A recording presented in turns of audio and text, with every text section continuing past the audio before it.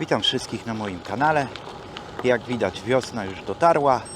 Zaczynamy nowy sezon rowerowy. I jeśli myślisz właśnie teraz o zakupie swojego pierwszego gravela, ale nie wiesz za bardzo, od czego masz zacząć, na co zwrócić uwagę, to ten film jest dokładnie dla Ciebie. Dzisiaj porozmawiamy o tym, na co zwrócić szczególną uwagę przy wyborze gravela. Porównam dla Was dwa modele. Jeden to będzie karbonowy, drugi będzie aluminiowy.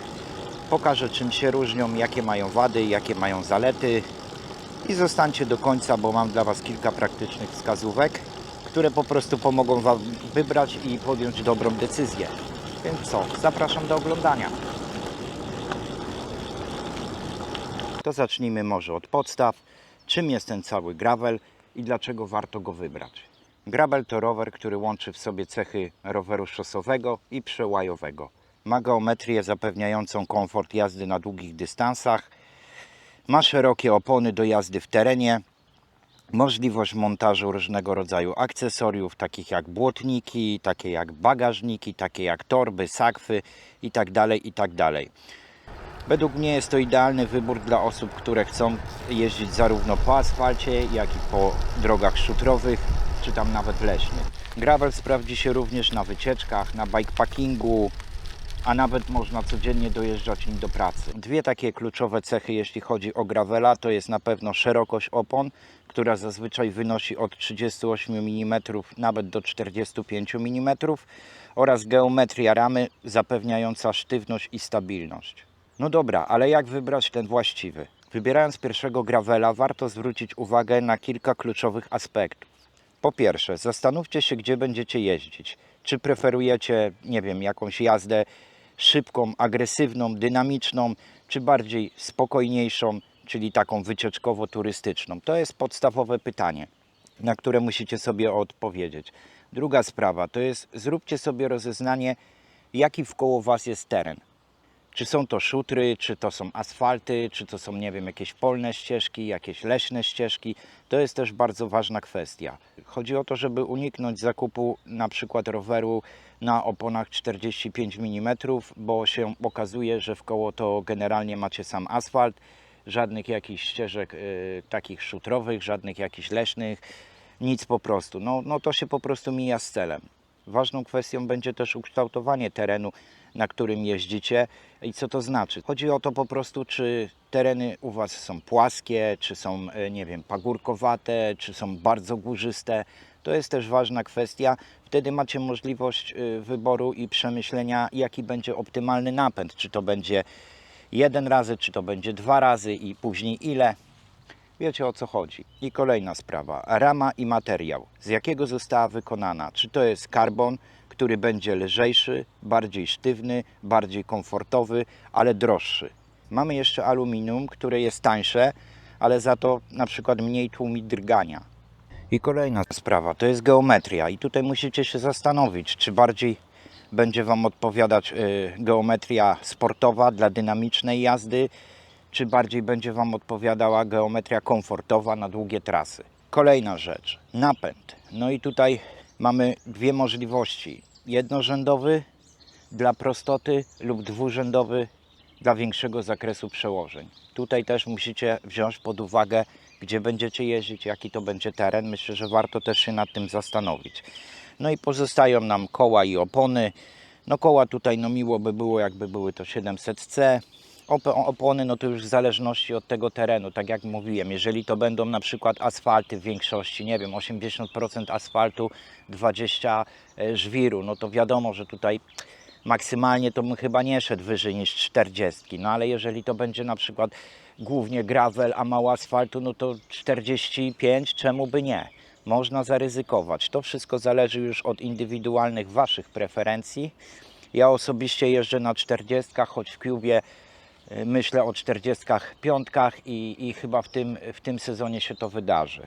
Tutaj nie mam takiej potrzeby, bo Canyon mi służy jako rower na szybkie jazdy, jakieś bardziej dynamiczne. Wtedy, kiedy mam mniej czasu na ten rower, wychodzę, robię swoje, wracam do domu. Żadne bikepackingi tu nie wchodzą w tej chwili w grę, więc mam opony 40. No a teraz przejdźmy do konkretów i porównajmy dwa modele, które mogą być świetnym wyborem na pierwszego gravela. Akurat tak się składa, że ja posiadam Canyona Graila CFSL 7 ETAP oraz Cube No Road Pro 2021.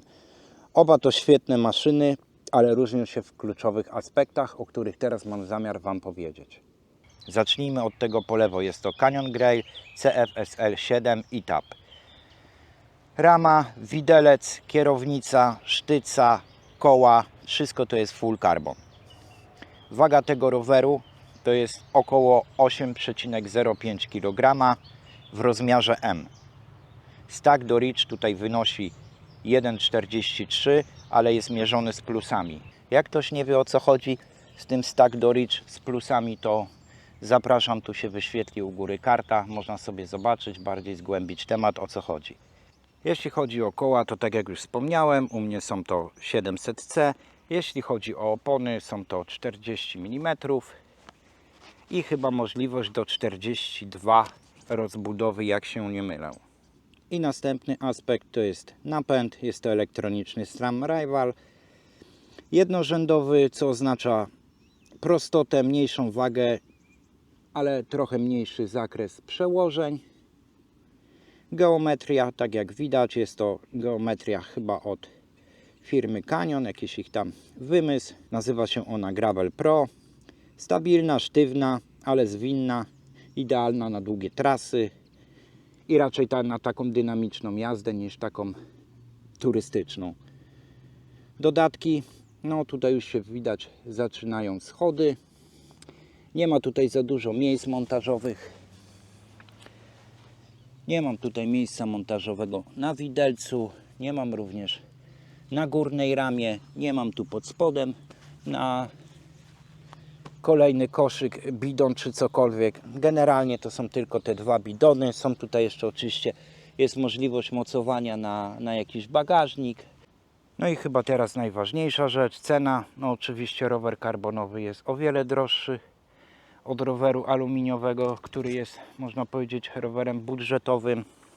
Dużo płacimy, ale dostajemy rower gotowy praktycznie na wyścigi, na jakieś zawody, na szybką, dynamiczną jazdę.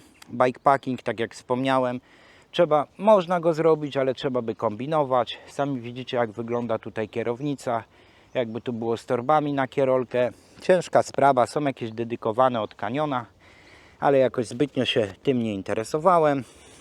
I teraz płynnie przejdziemy sobie do roweru po prawo. Jak już wspomniałem, Cube No Road 2021 Pro. Bardziej budżetowa opcja. Rama tutaj jest aluminiowa. Waga tego roweru to jest 10,9 kg, także trochę waży.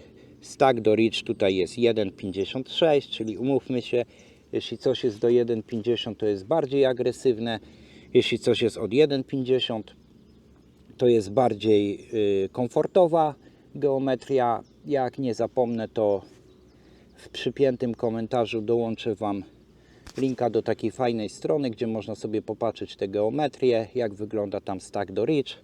Także myślę, że każdy może sobie tam wejść, zobaczyć i wybrać coś dla siebie. Koła, podobnie jak w Canyonie, są to 700C.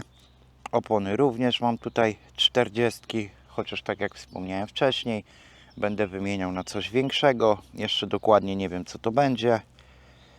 Napęd dwurzędowy, jest to Tiagra, co daje większy zakres przełożeń, idealny na takie zróżnicowane trasy.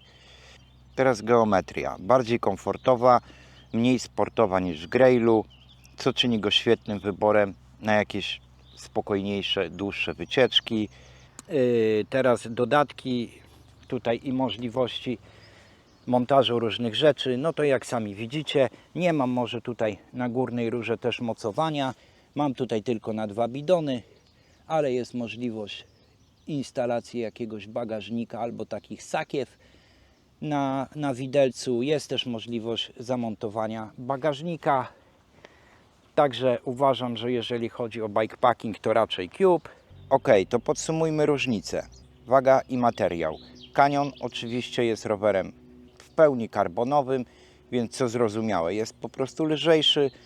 No Road jest w wersji aluminiowej z karbonowym widelcem. Jest cięższy, ale za to tańszy. koła.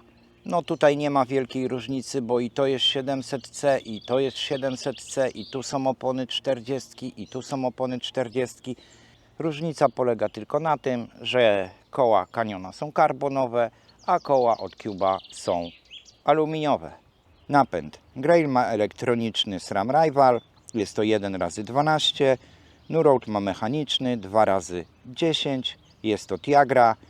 No i napęd Graila będzie tutaj oczywiście prostszy, łatwiejszy w utrzymaniu czystości, za to napęd Nurroada będzie bardziej wszechstronny. Geometria. Grail jest tutaj bardziej sportowy, nastawiony na szybką jazdę, dynamiczną jazdę. Nurroad jest bardziej komfortowy, nastawiony na jakiś bikepacking, na jakieś wycieczki, na jakąś turystykę. No i ostatnia znacząca różnica jest to cena. Canyon Grail jest rowerem trzykrotnie droższym od Cube'a Nurroada, pewnie ze względu na to, że jest jednak cały w karbonie, ma elektroniczny napęd. Tutaj Nurroad jakby wersja bardziej budżetowa, aluminiowa rama, widełki tylko są karbonowe, no i mechaniczny napęd, mechaniczne hamulce. Jeśli szukacie roweru na dynamiczne wyprawy, nie wiem, wyścigi, jakieś ustawki, zawody, macie większy budżet, to wybierzcie Graila. A jeśli dopiero zaczynacie swoją przygodę z gravelem, cenicie sobie komfort, chcecie coś tańszego, Nurroad myślę będzie świetnym wyborem. Oczywiście to jest tylko przykład marki rowerów, mogą być one rzecz jasna różne. Niekoniecznie musi to być Canyon czy Cube.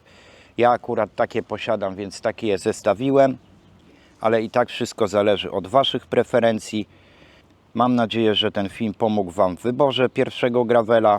Dajcie znać w komentarzach, który rower bądź która opcja przypadła Wam bardziej do gustu. A może macie jakieś inne propozycje? Dajcie koniecznie znać. Jeśli ten film był dla Was przydatny, zostawcie łapkę w górę, subskrybujcie kanał. Jeśli chcecie więcej porad i testów rowerowych i nie tylko. I co? Trzymajcie się, do następnego. Cześć!